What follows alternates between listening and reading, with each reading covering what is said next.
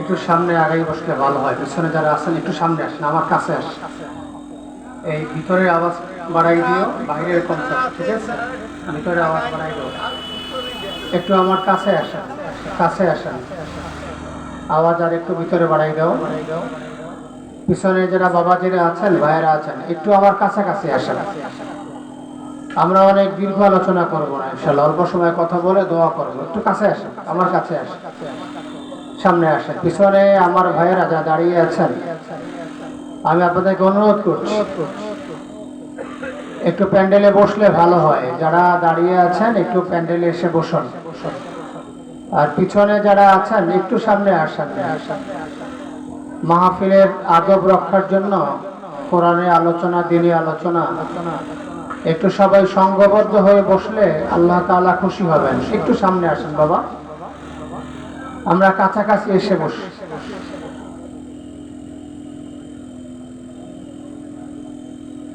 যারা দাঁড়িয়ে আছেন একটু ভিতরে আসলে ভালো হতো, একটু ভিতরে আসেন। আলহামদুলিল্লাহ আলহামদুলিল্লাহ নাহমাদুহু ওয়া নাস্তাঈনুহু ওয়া নাস্তাগফিরুহু ونعوذ بالله من شرور أنفسنا ومن سيئات أعمالنا من يهده الله فلا مضل له ومن يضلله فلا هادي له ونشهد أن لا إله إلا الله وحده لا شريك له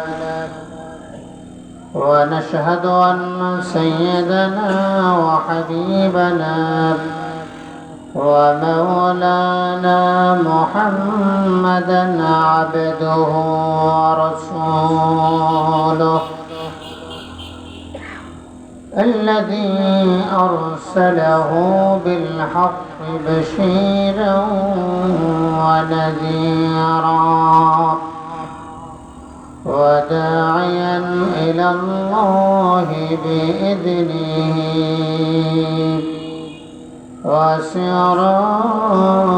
وسراجا منيرا. فقد قال الله تعالى في كلامه المجيد والفرقان الحميد. আমার সঙ্গে তেলাওয়াত করুন। أعوذ بالله من الشيطان الرجيم. بسم الله الرحمن الرحيم. وضرب الله مثلا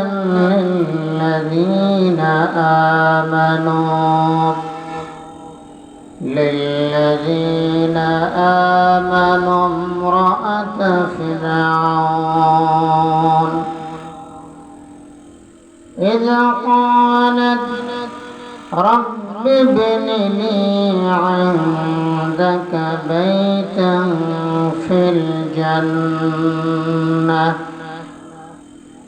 ونجني من فرعون وعمله ونجني من القوم الظالمين.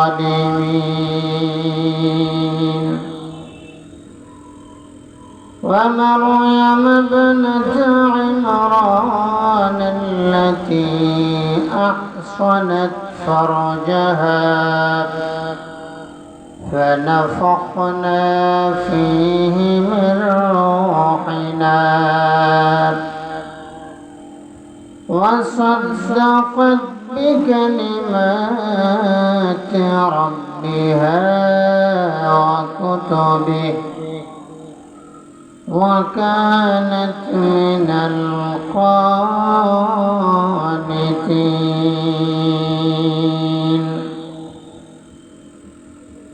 وقال تعالى في شان حبيبه مخبرا وآمرا: إن الله وملائكته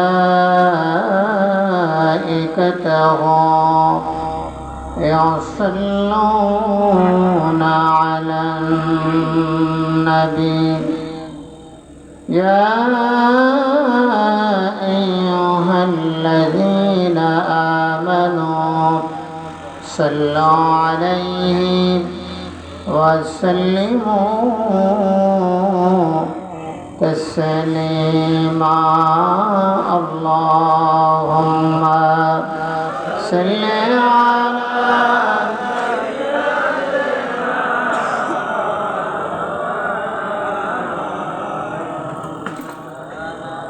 وعلى آله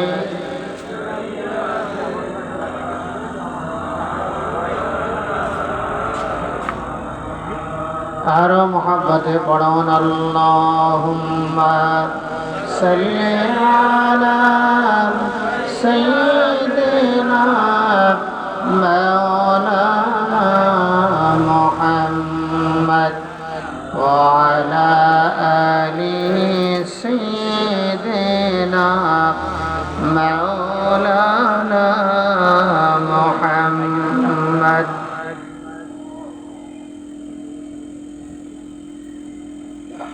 আলহামদুলিল্লাহ, আমরা মহান রব্বুল আলামিনের দরবারে শুকরিয়া আদায় করছি,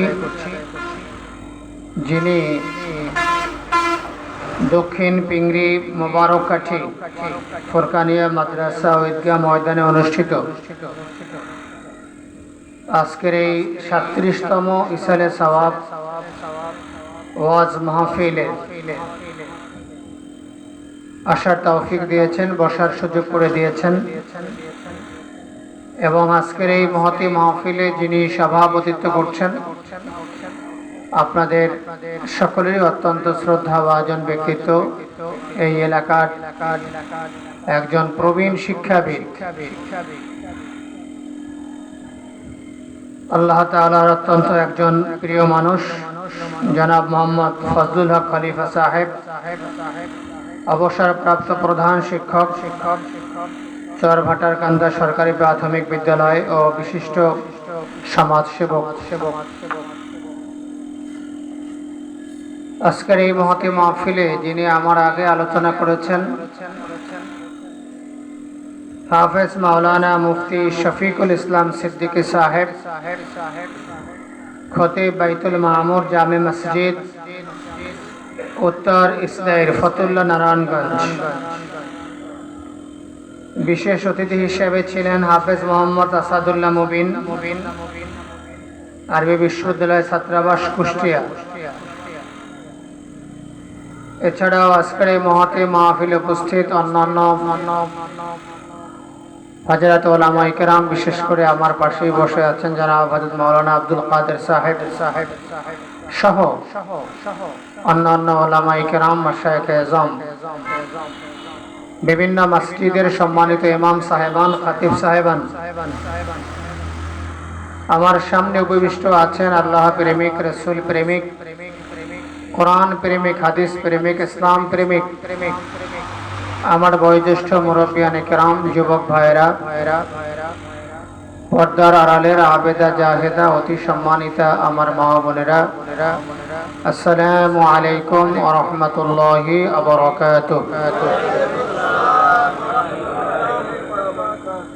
মহান রব্বুল ইজ্জত ওয়াল জালালের আলিশান দরবারে লাখ কোটি শুকরিয়া জ্ঞাপন করছি যে রব্বুল আলামিন জান্নাতের বাগানে আমাদেরকে আসার তৌফিক দিয়েছেন, কোরআন এবং হাদিসের কিছু গুরুত্বপূর্ণ আলোচনা শোনার মতো সুযোগ দিয়েছেন। যে রব্বে কারীম আমাদেরকে সুস্থ রেখেছেন, আমাদের নেক হায়াত দিয়েছেন। আল্লাহর হাবিব সাল্লাল্লাহু আলাইহি ওয়াসাল্লাম বলেছেন, একজন মানুষের যতগুলো নেয়ামত তার জীবনের, তার মধ্যে শ্রেষ্ঠ নেয়ামত হলো মানুষের মৃত্যুর পূর্বে এই জীবনটা। হাদিসে এভাবে এসেছে, ইগতানিম খামসান ক্বাবলা খামসিন, এর মধ্যে একটি হলো হায়াতাকা ক্বাবলা মাউতিক। আল্লাহ রাসূল সাল্লাল্লাহু আলাইহি সাল্লাম বলছেন, তোমার জীবনটাকে তুমি গনিমত মনে করবে। আওয়াজ কি শোনা যায় ইনশাআল্লাহ? আমার মনে হয় আরেকটু অ্যাঙ্গেল করে দিলেও সমস্যা হবে না। আমার দিকে আরেকটু অ্যাঙ্গেল করে দিতে পারো, আওয়াজ করবে না। একটু অ্যাঙ্গেল করে দাও। আপনার মাইকের আওয়াজ ক্লিয়ার আছে, বাইরে খুবই ক্লিয়ার। তো আল্লাহ রাসূল সাল্লাল্লাহু আলাইহি সাল্লাম বলছেন যে হায়াতাকা ক্বাবলা মাউতিক, তোমার এই জীবনটা, যে জীবনটায় আমরা আছি, রাসূল করিম সাল্লাল্লাহু আলাইহি সাল্লাম বলছেন এটাকে গনিমত মনে করতে হবে মৃত্যুর পূর্বে। আচ্ছা, আপনারা একটু আমার একটা কথার জবাব দেন। অনেক সময় আমরা বলি না যে দুনিয়ার জীবনটা কিচ্ছু না।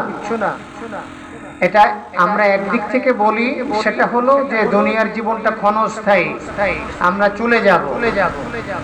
আর আরেকটা দিক থেকে যদি আমি আপনাদেরকে বোঝাই, তাহলে দুনিয়ার জীবনটা সবচেয়ে দামি জীবন। বুঝতে পেরেছেন? বলবেন কেমন করে দুনিয়ার জীবনটা দামি জীবন হলো? কারণ এই দুনিয়ার জীবনে যদি আপনি কিছু নেক আমল না করেন, আপনি সময়টাকে দিনের পথে কাজে না লাগান, তো আপনার আখিরাতের জিন্দেগির কোনো দাম আছে? আপনি দুনিয়ার জিন্দেগি কোনো দাম দিলেন না, কিচ্ছু না, একদম সংসার নাই, চাকরি নাই, খাবার দাবার নাই, ইবাদত নাই, বন্দেগি নাই। আরে দুনিয়ার আসি কয়দিন, গেলেই গেলাম। আচ্ছা বুঝলাম, আপনি কিচ্ছু করলেন না, চলে গেলেন, ঠিক আছে। যাওয়ার পর তো আপনার মৃত্যুর পরে যে আখিরাতের জীবনটা, ওখানে গিয়ে আপনি কি করবেন? বুঝা যায় আমার কথা? ওখানে গিয়ে আপনি কি করবেন? হ্যাঁ, যদি আপনি দুনিয়ার জীবনটাকে গনিমত মনে করেন, এটা আমার কথা নয়, এই হাদিস বলেছি। আল্লাহ রাসূল বলেছেন 5টি জিনিসকে গনিমত মনে করবে 5টি জিনিসের পূর্বে। এর মধ্যে একটা হলো হায়াতাকা ক্বাবলা মাউতিক, তোমার জীবনটা হলো গনিমত ক্বাবলা মাউতিকা, তোমার মৃত্যুর পূর্বে। সুবহানাল্লাহ পড়েন। কারণ কি? এই যে এখন একবার সুবহানাল্লাহ পড়েছেন, একবার আল্লাহু আকবার পড়ছেন, একবার আল্লাহ তাআলার জিকির করছেন, আলহামদুলিল্লাহ পড়ছেন, এই কারণে আল্লাহ তাআলা আপনাকে জাহান্নাম থেকে মুক্ত করে জান্নাতের মেহমান বানাতে পারেন। সুবহানাল্লাহ। কিন্তু আপনার নিঃশেষ যখন বের হয়ে যাবে, যখন মারা যাবেন, তখন আপনি কি সুবহানাল্লাহ বলতে পারবেন? আলহামদুলিল্লাহ বলতে পারবেন? আল্লাহু আকবার বলতে পারবেন? আপনার কোনো আমল করার সুযোগ কি আপনার আছে? কথা বলেন। মৃত্যুর পরেও যে আমলগুলো আপনার কবরে যাবে, সেইটা তো আপনি করতে পারবেন না মৃত্যুর পরে। তাও করতে হবে দুনিয়ার জীবনে, তাও করতে হবে দুনিয়ার জীবনে। যেমন হাদিসটা তো আপনাদের জানা আছে, আল্লাহ রাসূল সাল্লাল্লাহু আলাইহি ওয়াসাল্লাম বলছেন যে মানুষ যখন মারা যায়, ইদা মাতাল ইনসানু ইনকাতা আনহু আমালুহু ইল্লা মিন সালাসাতিন, ইল্লা মিন সাদাকাতিন জারিয়াতিন আও ইলমিন ইউনতাফাউ বিহি আও ওয়ালাদিন সালিহিন ইয়াদউ লাহু। হাদিসের অর্থ বুঝতে পারছেন? যখন কোন মানুষ মারা যাবে, তখন তার সব আমল বন্ধ হয়ে যাবে, 3টে আমল ছাড়া। কয়টা আমল? 3টে আমল। এই 3টে আমল কি আপনি মৃত্যুর পরে যে ঠিক আছে এখন যাই পাগলামি উল্টাপাল্টা করে অসুবিধা নাই, মারা যাওয়ার পরে এই 3টে কাজ করে নিলেই তো খালাস, জান্নাত পেয়ে গেলাম। আচ্ছা, এই 3টে কাজের 1 নাম্বার হলো সাদাকায়ে জারিয়া। দিনী মাহফিলের জন্য দান করা, মসজিদে দান করা, মাদ্রাসায়, এতিমখানায়, গরিব অসহায় মানুষকে, জনকল্যাণে, সমাজের জন্য, এইগুলোকে বলে সাদাকায়ে জারিয়া, চলমান প্রবাহমান দান, সাদাকা। আপনি মারা যাওয়ার পরে দান করতে পারবেন?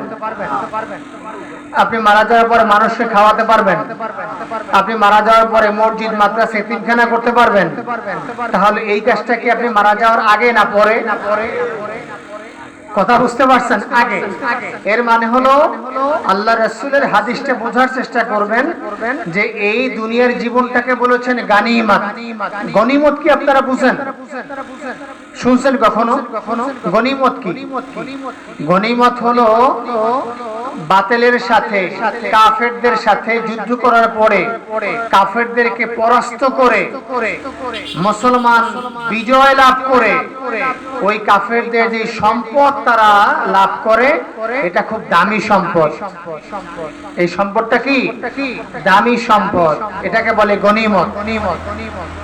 তো আল্লাহ রাসূল হাদিসের মধ্যে বোঝাতে চেয়েছেন যে আমাদের এই জীবনটা হলো একটা গনিমত মৃত্যুর পূর্বে, কারণ মৃত্যুর পরে আপনার কিচ্ছু করার সুযোগ নাই। এইটা আমরা অনেকে বুঝি না, এইটা আমাদের একটা ভুল ব্যাখ্যা আছে, এইটা আমরা বুঝতেই চাই না। 2 নম্বরে আওয়ালাদিন সলিহান ইয়াদউ লাহু, নেককার সন্তান রেখে গেলে নেককার সন্তান নামাজ পড়বে, আপনি কবরে সওয়াব পাবেন। নেককার সন্তান কোরআন তেলাওয়াত করবে, আপনি কবরে সওয়াব পাবেন। নেককার সন্তান দান খয়রাত করবে, আপনি কবরে সওয়াব পাবেন। নেককার সন্তান আলেম হবে, আপনি কবরে সওয়াব পাবেন। তো এই নেককার সন্তান তো আপনাকে দুনিয়ায় রেখে যেতে হবে, নাকি আপনি মৃত্যুর পরে আবার নেককার সন্তান বানাবেন? কথা বুঝতে পারছেন? 3 নম্বরে আও ইলমিন ইউনতাফাউ বিহি, এমন জ্ঞান যেই জ্ঞানের দ্বারা মানুষ লাভবান হয়। আপনি মারা যাওয়ার পরে কোরআন শিখাইতে পারবেন? যে আমি মারা গেছি, আসেন এখন সবাইরে আমি এলাকার যারা আছে এই যুবকরা আছে সবাই নামাজ শিখাবো, আসেন। পারবেন? এলাকার যারা আছেন সবাই আসেন, আমি নামাজ শিখাই, ওযু শিখাই, দ্বীন শিখাই, জিকির শিখাই, দোয়া শিখাই, পারা যাবে? পারা যাবে না। এজন্য আল্লাহর হাবিব সাল্লাল্লাহু আলাইহি সাল্লাম এই দুনিয়ার জীবনটাকে গানিমাত বলেছেন, মূল্যবান সম্পদ। যদি আমরা এই মূল্যবান সম্পদটা, কেন এটা দুনিয়ার সম্পদ কামাইয়ের জন্য না, বাড়ি গাড়ির জন্য না, অট্টালিকার জন্য না, এই দুনিয়ার জীবনটা দামি হলো এই দুনিয়ার জীবনটায় কোরআন সুন্নাহ মোতাবেক চলে দ্বীনের পথে থেকে ইসলামী জিন্দেগি যাপন করে আল্লাহর বিধান মোতাবেক যদি কেউ সময়টাকে কাজে লাগাতে পারে, তাহলে তার জন্য এই দুনিয়ার জীবনটা গনিমত, এবং এই দুনিয়ার আমলের কারণে তার অনন্তকাল আখিরাতের জীবনটা আল্লাহ দামি বানায় দেবে, সুন্দর বানায় দেবে। সুবহানাল্লাহ। কথা কি বুঝতে পারছেন না? সমস্যা আছে? ঠিক আছে। সম্মানিত হাজিরিন, দুঃখের বিষয় হলো আমরা মাহফিল গুলোতে যাই, এই মাহফিল কমিটি আমাদেরকে দাওয়াত দেয়, কম বেশি হাদিয়া দেয়। এই যারা মাইক নিয়ে আসছেন, সাউন্ড সিস্টেম, যারা প্যান্ডেল করছেন, যারা লাইটিং করছেন, মেহমানদেরকে আমাদের ডাল ভাত খাওয়ায়, খরচ আছে না? টাকা তো আপনারাই দিচ্ছেন, আপনারা দিচ্ছেন না? কিন্তু কষ্ট পাই কেন জানেন? যে মানুষ হয়তোবা বছরে 1বার 2বার মাহফিল হয়, 1 দিন 2 দিন। এখানে কয়বার মাহফিল হয়েছে এই বছর? 1বার, আর 1বারও তো হয় না, হয়েছে? তো দেখেন 365 দিনে একটা দিন তা যদি আমরা একটু আলোচনা না শুনি, আমরা একটু না বসি, তো আমার মনে হয় আমরা আল্লাহর কাছে জবাব দিতে পারবো না, আসামি হয়ে যাব। আল্লাহ তাআলা আমাদের সকলকে আল্লাহর একজন প্রিয় বান্দা হওয়ার, নেককার বান্দা হওয়ার তৌফিক নসিব করুন, আমিন। পিছনে একদম যারা বসে আছেন, আপনারা কি ক্লিয়ার আওয়াজ শুনতে পাচ্ছেন? আওয়াজ ঠিক আছে? যেভাবে কথা বলতেছি এভাবে কি শোনা যাবে না আরো জোরে বলতে হবে? ঠিক আছে, তো জিকির করেন লা ইলাহা ইল্লাল্লাহ, লা ইলাহা। ঠিক আছে?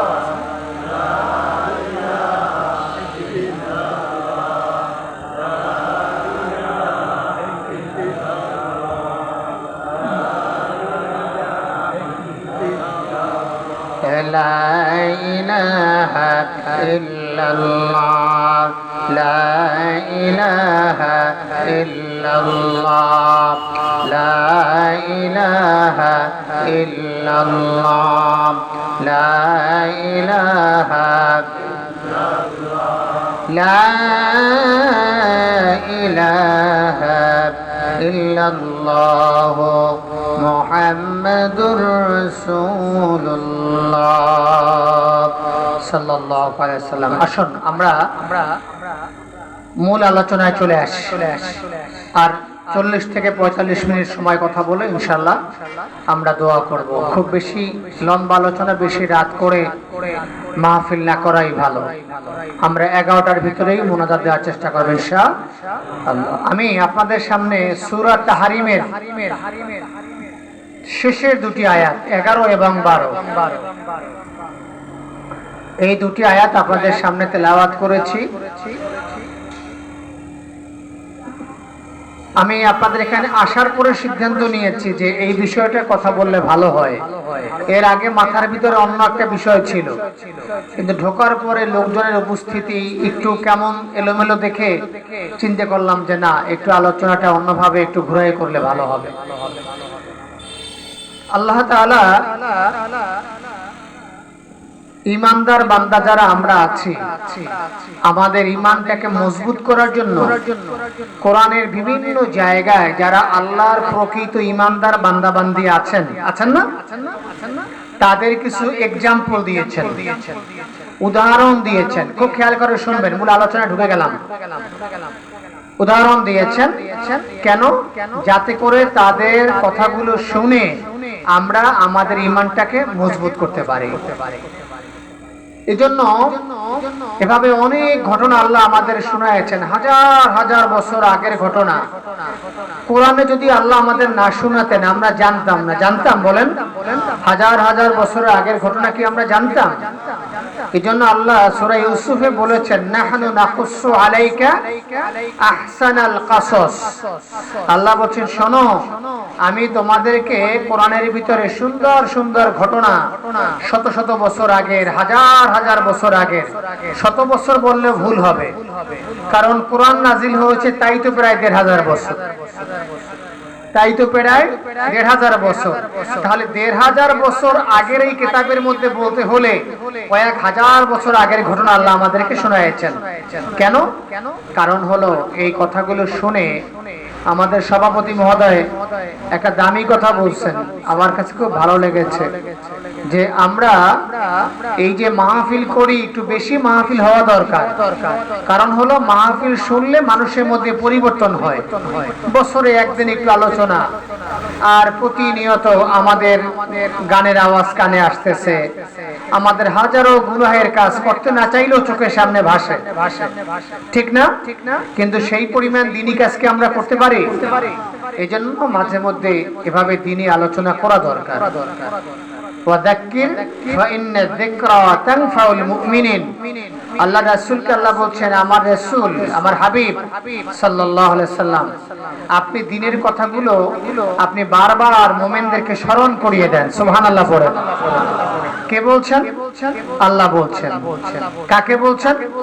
আল্লাহ রাসূলকে বলছেন যে আপনি দ্বীনের কথাগুলো বারবার বারবার মুমিনদেরকে স্মরণ করিয়ে দেন। তাহলে লাভ হবে কি? যে মুমিনরা দ্বীনের কথাগুলো শুনে তারা লাভবান হয়ে যাবে। সম্মানিত হাজিরিন, এইজন্য এই দুটি আয়াতের ভিতরে আল্লাহ তাআলা দুইজন মহিয়সী নারী, যারা জান্নাতি রমণী, যাদের সার্টিফিকেট আল্লাহ তাআলা কোরআনে দিয়েছেন এ কারণে যে তারা অনেক প্রতিকূল পরিবেশে ছিলেন। অনুকূল না, প্রতিকূল পরিবেশ, হাজারো বাধা, লক্ষ কোটি বাধা ছিল দ্বীনের কাজের জন্য। আপনারা যেখানে মাহফিলে আসছেন, কেউ পথে আপনাদের বাধা দিচ্ছে? মাহফিল থেকে যাওয়ার সময় কোনো ভয় আছে আপনাদের? আমরা কেন মাহফিল করি কেউ আমাদেরকে জিজ্ঞেস করবে? কিন্তু আল্লাহর কিছু বান্দা বান্দী ছিলেন যারা দ্বীনের পথে চলতে গিয়ে, দ্বীনের কাজ করতে গিয়ে, আল্লাহর প্রতি ঈমান আনতে গিয়ে তারা জীবন দিয়েছেন, তারা নির্যাতিত হয়েছেন, তারা মাজলুম হয়েছেন, তারা রক্ত ঝরিয়েছেন।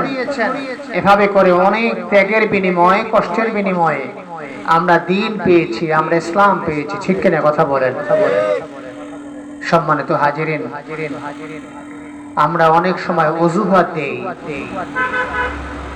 এই যে মাহফিলে আজকে যারা আসে না, কালকের সকালে জিজ্ঞেস করবেন, দেখবেন অনেকগুলো কারণ আপনাকে বলবে। আসলে এই অজুহাতগুলোর আল্লাহর কাছে কোনোই দাম নেই। আছে এগুলো অনর্থক। আমাদের বরিশালে একজন জেলা প্রশাসক ছিলেন জসিমউদ্দিন হায়দার, উনি আমার মাদ্রাসার সভাপতি, বরিশালের জেলা প্রশাসক, এখনো যিনি আছেন উনিও সভাপতি। উনি বলতেন যে আমার ওখানে শিক্ষকদের নিয়ে মাঝে মধ্যে বসতেন, বোঝানোর জন্য বলতেন যে ভাই আমরা তো অনেক অজুহাত আপনারা দেন, ছাত্র আসে না, এই জন্য ভালো পড়াইতে পারি না, ছাত্রদের মেধা কম, এইটা সেইটা। কিন্তু আসলে আমরা তো কম বেশি ফাঁকিবাজি করি, এইটা তো আমরা বলি না। আমরা টাইম মতো আসি না, পড়াশোনা করি না, ভালোভাবে পড়াই না। উনি বলছেন যে আমাদের এই অজুহাত এইটা আমাদের ছাড়তে হবে। ডান হাত বাম হাত অজুহাত, এই অজুহাতটার শক্তি আমাদের অনেক বেশি। কথায় কথায় আমরা অজুহাত দেই। নামাজ পড়তে পারি না কেন? 4-5টা কারণ আছে। দিনের পথে কেন চলতে পারি না? 4-5টা কারণ আছে। আল্লাহ তাআলা বলছেন না, দেখো আমি দুইজন মহিষী নারীর কথা তোমাদের শোনাই, তারা তাদের জীবনটা কোরবান করে দিয়েছেন কিন্তু তারা ঈমান ছাড়েন নাই। সুবহানাল্লাহ পড়েন। আল্লাহ রাব্বুল আলামিন বলছেন, ওয়া দারাবাল্লাহু মাসালান লিল্লাযীনা আমানু ইমরাআতা ফিরআউন ইয ক্বালাত রাব্বি ইবনি লি 'ইনদাকা বাইতান ফিল জান্নাহ। আল্লাহ বলছেন এর মধ্যে একজন হলো ফিরআউনের স্ত্রী আসিয়া। একজনকে ফিরআউনের স্ত্রী আসিয়া পয়গম্বর মুসা আলাইহিস সালাম যখন দাওয়াত শুরু করেছেন, আসিয়ার দিলের ভিতরে ঈমানের তামান্না শুরু হয়ে গেছে। সুবহানাল্লাহ। তার দিলের মধ্যে আল্লাহর ভয় ঢুকে গেছে, ঈমানের একটা তামান্না শুরু হয়ে গেছে। আসিয়া দৌড়ে গিয়ে পয়গম্বর মুসা আলাইহিস সালামকে বলছেন, পয়গম্বর মুসা আমার একটু কালেমা পড়ায় দেন। পয়গম্বর মুসা আলাইহিস সালাম বলছেন, তোমার এই কালেমা পড়াবো, তোমার স্বামী তো ফিরআউন, শুনলে তোমার শেষ, আর রক্ষা নাই। আসিয়া বললেন, পয়গম্বর মুসা যদি দুনিয়াতে আমার জীবনটা শেষ হয়, সাময়িক কষ্ট সহ্য করলাম, কিন্তু আমি আসিয়া পরকালের আযাব সহ্য করতে পারবো না। সুবহানাল্লাহ পড়েন। কঠিন এক অবস্থার ভিতরে আসিয়া কিন্তু কালেমা পড়েছিলেন, ঈমান এনেছিলেন। নির্যাতন শুরু হলো, আঘাত শুরু হলো। আসিয়াকে দেখে ফিরআউন বলল, আসিয়া শুনলাম তুমি ঈমান এনেছো। আসিয়া বললেন, হ্যাঁ আমি ঈমান এনেছি সেই রবের প্রতি যিনি তোমারও স্রষ্টা, আমি আসিয়ারও স্রষ্টা, সারা দুনিয়ার যিনি রব সেই আল্লাহর প্রতি আমি ঈমান এনেছি। সুবহানাল্লাহ পড়েন। সব কিছু করার যিনি ক্ষমতা রাখেন তিনি কে? আমাদের আল্লাহ, আমাদের রব, আমাদের স্রষ্টা। ফিরআউন বলল, আসিয়া তোমার জন্য আমি দুটি অপশন দিলাম। এক নম্বরে হলো হয়তো এই মুহূর্তে তুমি ঈমান ছাড়বা, আর না হয় দ্বিতীয় তোমার জন্য অপশন হলো তোমাকে এই দুনিয়া থেকে আমি বিদায় করব। তোমার শেষ, হয় তুমি শেষ হয়ে যাবা আর না হয় তুমি ঈমান ছাড়বা, কোনটা করবা? আসিয়া বললেন, স্বামী ফিরআউন আমি জীবনটা শেষ করতে প্রস্তুত হয়ে গেলাম, কিন্তু আমি ঈমান ছাড়বো না। কঠিন শাস্তি শুরু হয়ে গেল। এবার আসিয়া আল্লাহ তাআলার দরবারে দুহাত তুলে একটি দোয়া করেছিলেন। আল্লাহ তাআলা বলছেন, শোনো দুনিয়ার মানুষ, আমার নেককার বান্দী আসিয়া যেই শব্দগুলো বলে বলে আমি আল্লাহর কাছে দোয়া করেছিল, আমি সেই শব্দগুলো পছন্দ করে কোরআনের ভিতরে আয়াত বানাই দিলাম। সুবহানাল্লাহ। যেই শব্দগুলো আসিয়া বলেছিল সেই শব্দগুলোকে আল্লাহ তাআলা কোরআনের আয়াত বানাই দিয়েছেন।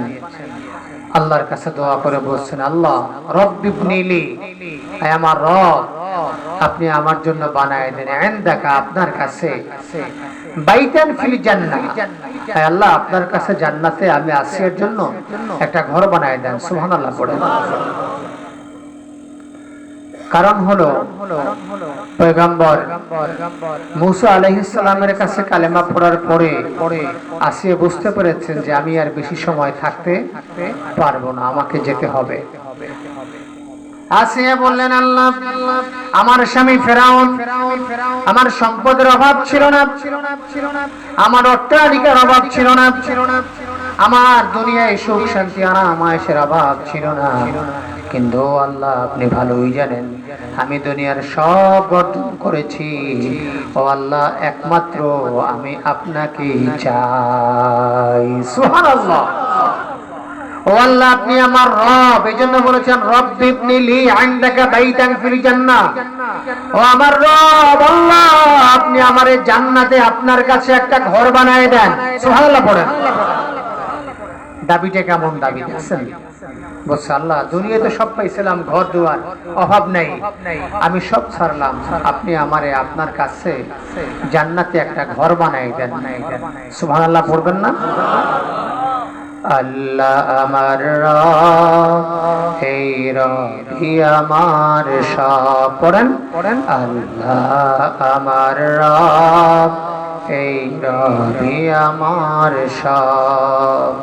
দমে দমে তনু মনে তারি অনুভব, দমে দমে তনু মনে তারি অনুভব।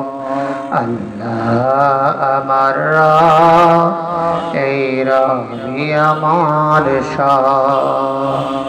তোমার দুনিয়াতে আমি যেদিকে তাকাই, অথই নিয়ামতে ডুবে আছি সবাই।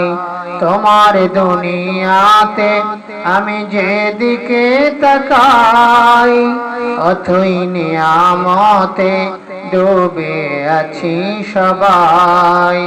পাখ পাখালির গানে শোনে তসবিহ কলরব, তসবিহ কলরব। আল্লাহ আমার রব, এই রবি আমার সব। আল্লাহ আমার রব, এই রবি আমার সব। আল্লাহু আকবার। এজন্য আল্লাহ বলছেন, ইন্নাল্লাযীনা ক্বালু রাব্বুনাল্লাহু সুম্মা ইসতাকামু তাতানাজ্জালু আলাইহিমুল মালায়েকা। আল্লাহ বলছেন, নিশ্চয়ই যারা আমি আল্লাহকে রব মেনে আমি আল্লাহকে রব হিসেবে গ্রহণ করবে আর এই সিদ্ধান্তের উপরে স্থির থাকবে, আমি আল্লাহ তাদের সাহায্যকারী হয়ে যাব। এই দুনিয়ার সাহায্যকারীর চাইতে সবচেয়ে বড় সাহায্যকারী কে?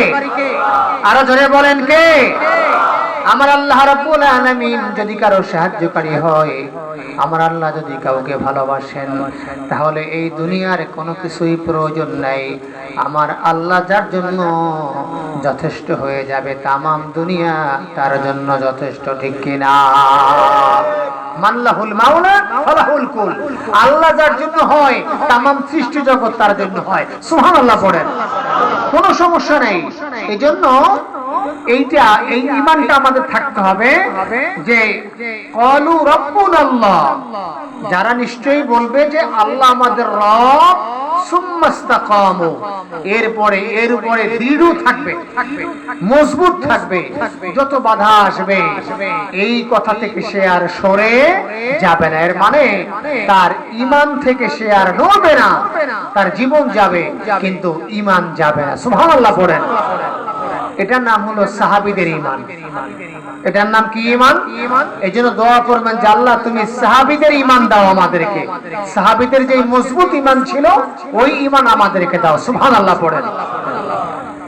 বাবাজিরা আমার, ভাইয়েরা আমার, আল্লাহ রাব্বুল আলামিন বলছেন, ও আসিয়া, তুমি এমন একটা দোয়া আমি আল্লাহর কাছে করলে, তুমি আমি আল্লাহর কাছে জান্নাতে আমার কাছে একটা ঘর চেয়েছো। আসিয়া, তোমারে জানাই দিলাম তোমার দোয়া করতে দেরি হয়েছে, কিন্তু তোমার দোয়া আমি আল্লাহর দরবারে কবুল হতে দেরি হয় না। এই বাবাজিরা আমার দিকে তাকান। এই জন্য দোয়া কবুল করার মালিক কে? আমাদেরকে মাফ করে দেওয়ার মালিক কে? এখানে এমন কেউ কি আছেন জীবনে গুনাহ করেন নাই? আছেন? এমন কোন মানুষ দাবি করতে পারে না, যত বড় বক্তা হোক, যত বড় আলেম হোক, যত বড় মুহাদ্দিস মুফাসসির পীর সাহেব হোক, এই কথা কোনোদিন বলতে পারে না আমার জীবনে কোনো গুনাহ নাই। বলতে পারবে? তবে আল্লাহর কাছে ওই গুনাহগার বড় প্রিয়, যেই গুনাহগার যখনই তার গুনাহ হয়ে যায় আল্লাহর কাছে তাওবা করে, চোখের পানি ঝরায়। এটা আমার কথা না, আল্লাহ বলছেন ইন্নাল্লাহা ইউহিব্বুত তাওয়াবিনা ওয়া ইউহিব্বুল মুতাতাহহিরিন। আল্লাহ বলছেন যারা তওবাকারী বান্দা আমার, আমি ওদের খুব বেশি ভালোবাসি। মানুষ তো, শয়তান তো আছে, আল্লাহর কাছ থেকে পারমিশন নিয়ে এনেছে কিয়ামত পর্যন্ত আমাদের ডিস্টার্ব করবে। কিয়ামত পর্যন্ত শয়তান আমাদের ওয়াসওয়াসা দিবে, আমাদের ধোঁকা দেবে, আমাদের পাপের দিকে নিয়ে যাবে, খারাপের দিকে নিয়ে যাবে। তাও আবার যারা আল্লাহ বলেন সবাইরে পারবা না, ইল্লা ইবাদাকা মিনহুমুল মুখলাসিন, যারা আমার মুখলিস বান্দা, যারা আমার একনিষ্ঠ বান্দা, শয়তান তাদেরকে তুমি ধোঁকা দিতে পারবা না। সুবহানাল্লাহ বলেন। তবে যদি গুনাহ করার পরে আল্লাহর কাছে সঠিকভাবে তওবা করা যায়, ক্ষমা চাওয়া যায়, আল্লাহ মাফ করেন কিনা? কথা কন না। অনেক বেশি গুনাহ করছি আমরা, আল্লাহ মাফ করতে পারবেন? পৃথিবীতে আমরা যাই করি এর একটা সীমা আছে, কিন্তু আমার আল্লাহ দয়ার কোনো সীমা নাই। ছোট্ট একটা ঘটনা আপনাদেরকে বলি, কষ্ট হয় না আপনাদের? পয়গম্বর মুসা আলাইহিস সালামের সময় অনাবৃষ্টি, বৃষ্টি হয় না, ফসল নষ্ট হয়ে গেছে, সব পুরো ছাই হয়ে গেছে, মাঠ ঘাট ফেটে চৌচির হয়ে গেছে, মানুষের জীবনযাপন নষ্ট হয়ে যাচ্ছে, খুব কষ্ট হচ্ছে। তো পয়গম্বর মুসা আলাইহিস সালাম অনুসারীরা এসে বললেন, পয়গম্বর কি করা যায়? মুসা আলাইহিস সালাম বললেন, ঠিক আছে, আমরা একটা কাজ করি, আমরা আল্লাহর কাছে বৃষ্টির জন্য নামাজ পড়ি। নামাজ পড়ছেন কোন সময়? বৃষ্টির নামাজ পড়ছেন? কি নাম? নাম কি ওই নামাজের? সালাতুল ইস্তিসকা, আল্লাহর কাছে বৃষ্টি প্রার্থনা করে নামাজ। পয়গম্বর মুসা আলাইহিস সালাম হাজার হাজার লোক নিয়ে নামাজ পড়লেন, আল্লাহর কাছে কান্নাকাটি করলেন, দোয়া করলেন, কিন্তু বৃষ্টি হয় নাই। কি হয় নাই? বৃষ্টি হয় নাই। কি আর করার? পরের দিন আবার নামাজ পড়লেন, আবার এভাবে সবাইকে নিয়ে বসে আল্লাহর কাছে দোয়া করলেন, কান্নাকাটি করলেন, কিন্তু বৃষ্টি হয় না। আবার তৃতীয় দিন আবার নামাজ পড়লেন, আবার দোয়া করলেন, কিন্তু বৃষ্টি হয় না। এবার যারা পয়গম্বর মুসা আলাইহিস সালামের অনুসারী, যাদের ঈমানটা একটু দুর্বল, তাদের মধ্যে সন্দেহ সৃষ্টি হয়েছে যে কেমন পয়গম্বর 3 দিন দোয়া করে, নামাজ পড়ে, বৃষ্টি হয় না। একটু ঝামেলা হয় না? কি বলেন? হয়। পয়গম্বর মুসা আলাইহিস সালাম আল্লাহর কাছে কান্না শুরু করলেন যে আল্লাহ, 3 দিন পর্যন্ত নামাজ পড়তেছি বৃষ্টির জন্য, আমি পয়গম্বর, তুমি আমাকে দায়িত্ব দিলা, অথচ বৃষ্টি হয় না। এখন আমি তো মানুষকে দাওয়াত দেওয়াই বড় কঠিন, আমার কথা তো মানুষ শুনবেই না। কথা বুঝেন না? এই যে নবী রাসূলদেরকে, পয়গম্বরদেরকে আল্লাহ মুজিজা দেয়, শুনছেন? মুজিজা মানে কি? অলৌকিকত্ব, যেটা মানুষ স্বাভাবিকভাবে পারে না। যেমন আমার নবী রাস্তা দিয়ে হাঁটে, মেঘ এসে ছায়া দেয়, এটা কি সবার জন্য সম্ভব? নবী আমার বসে আছে, গাছ দূর থেকে আইসা নবীর সামনে হাজির হয়, এটা কি স্বাভাবিকভাবে সম্ভব? আবু জাহেলের হাতের মুঠোর মধ্যে পাথর, আল্লাহর নবী বলছে আবু জাহেলের হাতের মুঠোর মধ্যে পাথর, কালেমা পড়তে শুরু করছে। সুবহানাল্লাহ বলেন। এইটাকে আপনি আমি পারবো? এটাকে আমাদের জন্য সম্ভব? সম্ভব না। এটাকে বলে মুজিজা। ঈসা আলাইহিস সালাম একটা কবরের পাশে গিয়া যদি বলতেন কুম বিইজনিল্লাহ, দাঁড়াও, তো 100 বছর 500 বছরের একটা মৃত্যু মানুষ দাঁড়াই যেত, দাঁড়াইয়া পয়গম্বর ঈসা আলাইহিস সালামের সালাম দিত। সুবহানাল্লাহ। আপনি আমি বললে কবর থেকে কেউ দাঁড়াইবে? কতক্ষণ? যদি সারা জীবনও বলেন যে ওঠো ওঠো আল্লাহর বান্দা, কবর দিয়ে উঠবে? উঠবে না। তো এই যে নবী রাসূলদেরকে আল্লাহ এই অলৌকিকত্ব দেয়, মুজিজা দেয়, কারণটা কি?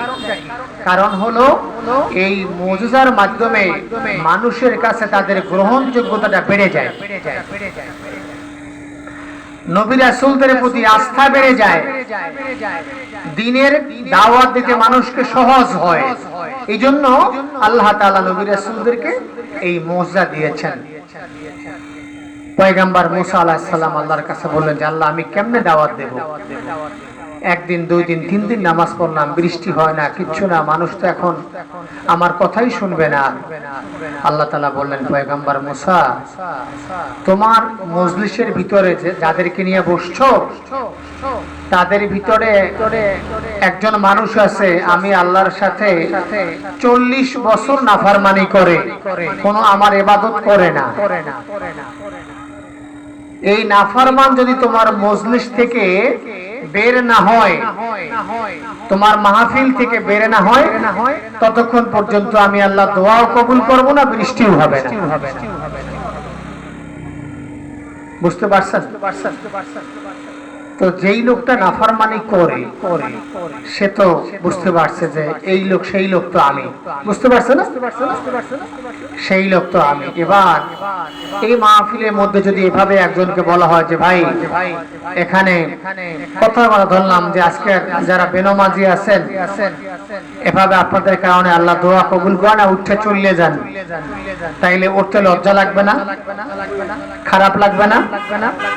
এখন যেই লোকটা নাফরমানি করে 40 বছর পর্যন্ত, সেই লোকটা মাথা নিচু করে আল্লাহর কাছে কান্না শুরু করছে, আয় আল্লাহ তুমি যার কথা বলছো আমি তো সেই নাফরমান, তোমার সাথে 40 বছর নাফরমানি করি, ইবাদত করি না, যা ইচ্ছে তাই করি। আল্লাহ তুমি আমারে আর লাঞ্ছিত করো না, আমারে এত মানুষের মধ্যে অপমানিত করো না। আল্লাহ আমি তোমার কাছে ক্ষমা চাই, তওবা করলাম, ইস্তেগফার করছি। আল্লাহ আমি আর জীবনে তোমার সাথে নাফরমানি করব। সুবহানাল্লাহ বলবেন না?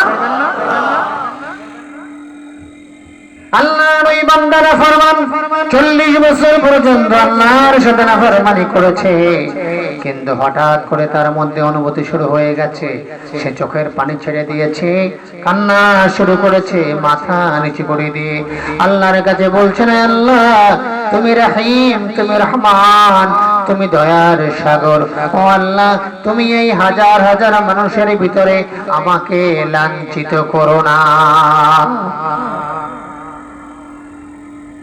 আল্লাহর কাছে যদি ঠিক মতো বলা যায়, আল্লাহ শোনে না?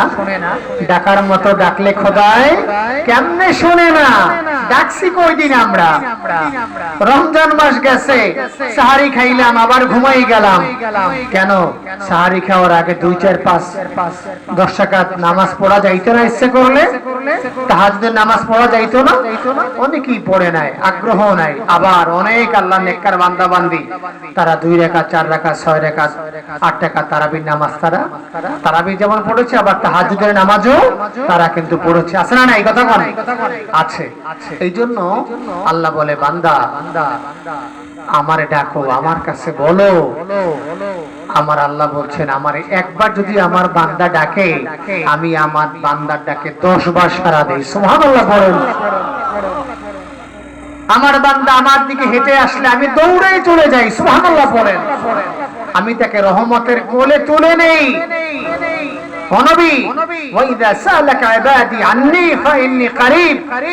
যদি আমার বান্দারা জিজ্ঞেস করে আমি আল্লাহ সম্পর্কে, আপনি বলেন আমি আল্লাহ আমার বান্দার খুব কাছে। সুবহানাল্লাহ।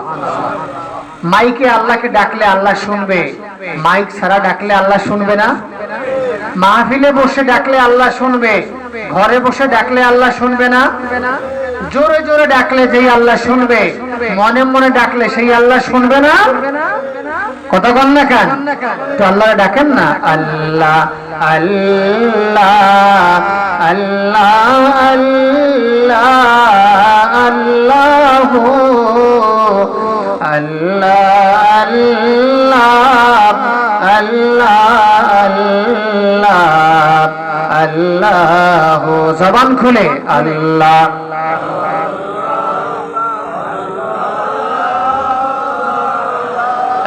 আল্লাহু আল্লাহ।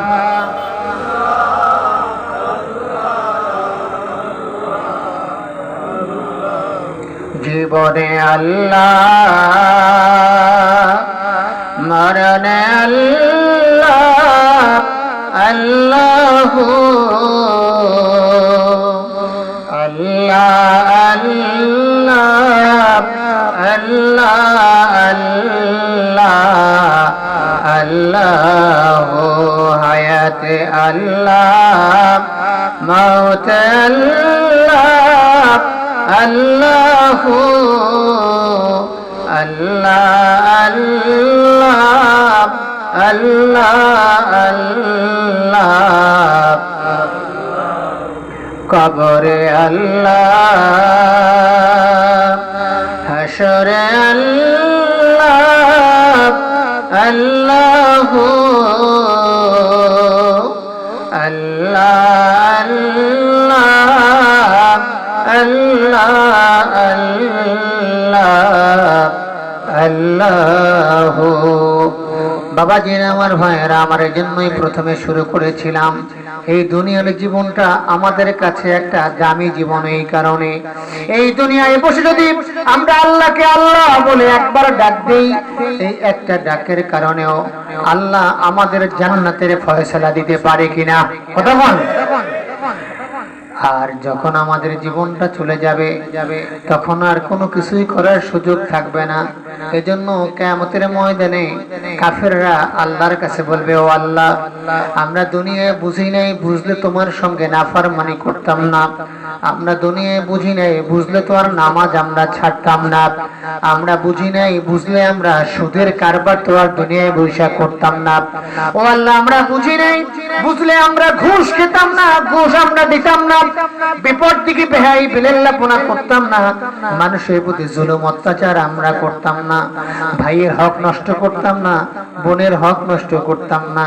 এবার আল্লাহ তাআলা ধমক দিয়ে বলবেন, ও কাফেরেরা, ইয়া আইয়ুহাল্লাযীনা কাফারু লা তা'তাদিরুল ইয়াওম ইন্নামা তুজজাউনা মা কুনতুম তা'মালুন। আল্লাহ বলবে, থামো কাফেরেরা, দুনিয়ায় বসে তোমাদেরকে অনেক বোঝানো হয়েছে, এই মাহফিল করে করে তোমাদেরকে দিনের কথাগুলো শোনানোর জন্য মাহফিলের আয়োজন করা হয়েছে। জুমার দিন ইমাম সাহেব মসজিদে তোমাদের হাতে ধরে পায়ে ধরে আলেম ওলামা তোমাদেরকে নামাজের জন্য বারবার দাওয়াত দেয়। তোমরা দুনিয়ায় বসে নাফরমানি করেছো। এই কাফেররা সাবধান, আজকের কোনো ওজুর খাই তোমাদের চলবে না। আমি আল্লাহ আজকের কোনো কথাই তোমাদের শুনবো না। দুনিয়ায় বসে তোমরা যা করেছো তার বিনিময়ে আমি আল্লাহ তোমাদেরকে দিব। তোমরা ছিলে নাফরমান, তোমাদের ঠিকানা হলো জাহান্নাম। নাউজুবিল্লাহ। এবার জাহান্নামে ওই দূর থেকে যখন কঠিন আযাব দেখবে, প্রচন্ড তাপদাহ যখন দেখবে, এবার নাফরমান চিৎকার করতে শুরু করবে। আল্লাহ তাআলা সূরাতুল মাআরিজের মধ্যে বলছে, ইয়াওয়াদুল মুজরিমু লাউ ইফতাদি মিন আযাবি ইয়াওমিদিন বিবানিহি ওয়া সাহিবাতিহি ওয়া আখিহি ওয়া ফাসিলাতিহি আল্লাতী তুওয়ি ওয়া মান ফিল আরদি জামিআ। আল্লাহু আকবার বলে। এবার ওই যে পাপী নামাজ পড়ে নাই, নাফরমানি করছে, আল্লাহর কোরআন শিখে নাই, দ্বীন শিখে নাই, নবীর সুন্নাত জীবনে পালন করে নাই, ওই নাফরমান আল্লাহর কাছে চিৎকার দিয়ে বলবে, ও আল্লাহ, ওই জাহান্নামে তুমি আমারে নিও না। আল্লাহ কইতে, কারে নেমু? নাফরমানি করলা তুমি, নেমু কারে? কয় আল্লাহ, কোরআনে আল্লাহ বলছেন। এবার নাফরমান বলবে, আল্লাহ তুমি আমার সন্তানদের জাহান্নামে নাও। ও আল্লাহ, তুমি আমার স্ত্রীকে জাহান্নামে নাও। ও আল্লাহ, তুমি আমার মা বাবাকে জাহান্নামে নাও।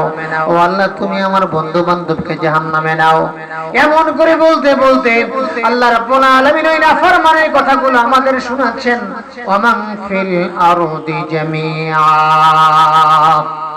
এবার নাফরমান বলবে, আল্লাহ তোমার জমিনে যত তোমার বান্দা বান্দি আছে তুমি সব জাহান্নামে নাও। সুম্মা ইউনজি, তারপরও সে নিজে জাহান্নাম থেকে বাঁচার জন্য চিৎকার করবে।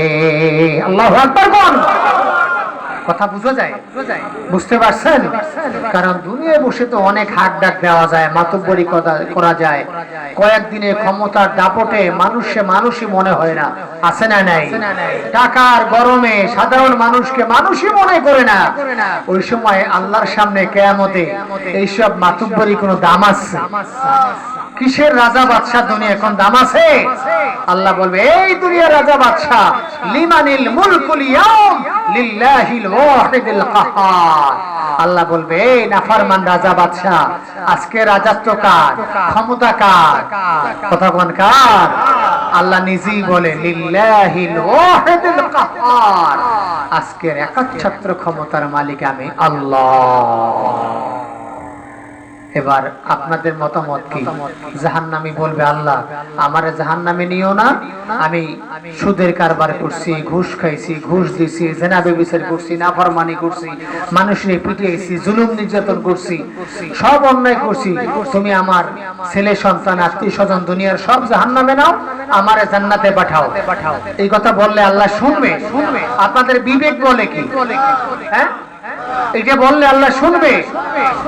আল্লাহ রাব্বুল আলামিন বলবেন কাল্লা ইন্নাহা লাযা নাসাআতান লিশ-শাওয়া তাদউ মান আদবারা ওয়া তাওয়াল্লা। আল্লাহ বলবেন এই না ফরমান, দুনিয়ায় তোরে 50 বছর সময় দিছি, তোরে 60 বছর সময় দিছি, তোরে 70, 80, 90 বছর তোকে সময় দিয়েছি, আমি তোকে অনেক লম্বা একটা সুযোগ দিয়েছিলাম, তখন তুই আমার বিধানগুলোকে লঙ্ঘন করেছো, আমার কোরআনকে তুই লঙ্ঘন করেছো, আমি আল্লাহর সাথে তুই সীমা লঙ্ঘন করেছো, বাড়াবাড়ি করেছো। দুনিয়ায় বৈশা আমি আল্লাহরে ভুইলা গেছো, আমি আল্লাহ আজকে তোর কথা শুনবো না, তোরে ভুইলা গেলাম। আল্লাহু আকবার কোন? আমার আল্লাহ বলছেন, এটা আমার কথা নয়, ওয়ামান আরাদা আন যিকরি ফাইন্না লাহু মাঈশাতান দানকা ওয়া নাহশুরুহু ইয়াওমাল কিয়ামাতি আমা।